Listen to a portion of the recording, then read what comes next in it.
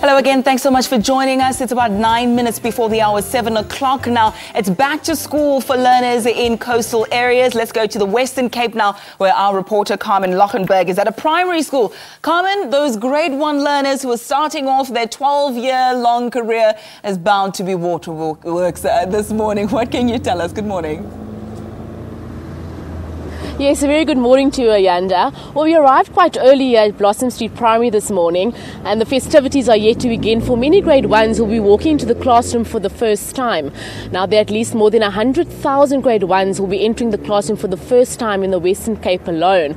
And we seem to do this story every year, but there's something so special about watching these little ones into the classroom with their oversized uniforms. But we'll be getting to that a bit later. Before we get to that, I'll be speaking to Mr. Michael Davids and his principal at Blossom Street Primary. Mr. Davids, good morning. Good morning to you, Carmel. Mr. Davids, first day of school today, a special day for many pupils, especially the grade 1s. Tell us how many grade 1s will be walking through those gates later. It is indeed a very special day for our grade 1s and our grade Rs. 72 grade Rs will be walking through our gates this morning, and similarly the grade 1s as well. The grade 1s will be doing the orientation once again, the grade Rs as well. And it's actually the second day at our school today. And yesterday I had an assembly with the parents and orientating them, familiarizing them with the school code of conduct and dismissal times, etc., etc. Now, tell us in total, how many pupils do you have at that school? And the community that you serve is quite big, I would assume. Exactly 520 learners. We serviced last year at the end of 2014, and we service a very broad community as far afield as Mitchells Plain, Khayelitsha, the local community, Athlone, which includes Silvertown, Bridgetown, Q-Town, Vanguard Estate, Bonteheuwel, Heideveld, etc. Even as far afield as Philippi, our learners are bussed in via private transport, and the parents also make use of, obviously, public transport. Now, earlier we spoke about the number of classes that you have at the school, and you said it's 2 classes per grade. I would assume you would have a long waiting list. We have an exceptionally long waiting list. We have at least a waiting list for all the grades.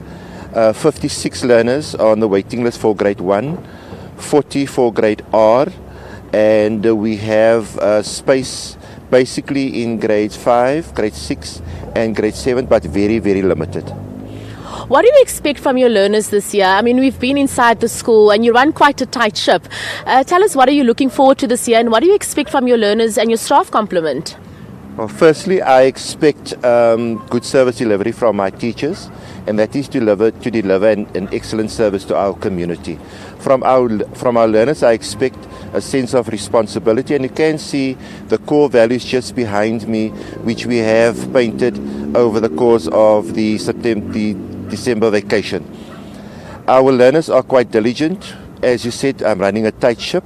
I am a very strict principal, and we are focusing on excelling at delivering a good service, and obviously we need to increase our results as far as numeracy and literacy is concerned, because there is a focus towards getting our learners to read. We have an up and running library, our computer laboratory, we have our CAPS curriculum running, we have a department who is supporting us all the way, and obviously our staff is a very happy staff. And meeting some of my parents yesterday, it has been very heartwarming to find that our school is the school that makes the heart beat in Silvertown.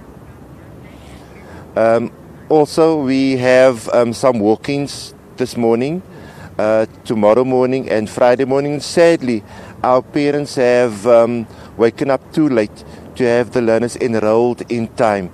And some advocacy has been done by the department and by the school via communiques, but yet again, I think our school buildings are too small, and we need to look at really bringing the number of learners down in the class and getting more schools up and running. Wonderful. Thank you. Well, that was Mr. Michael Davids. We now cut to an ad break, and then we'll be back to the studio. Thank you, Ayanda.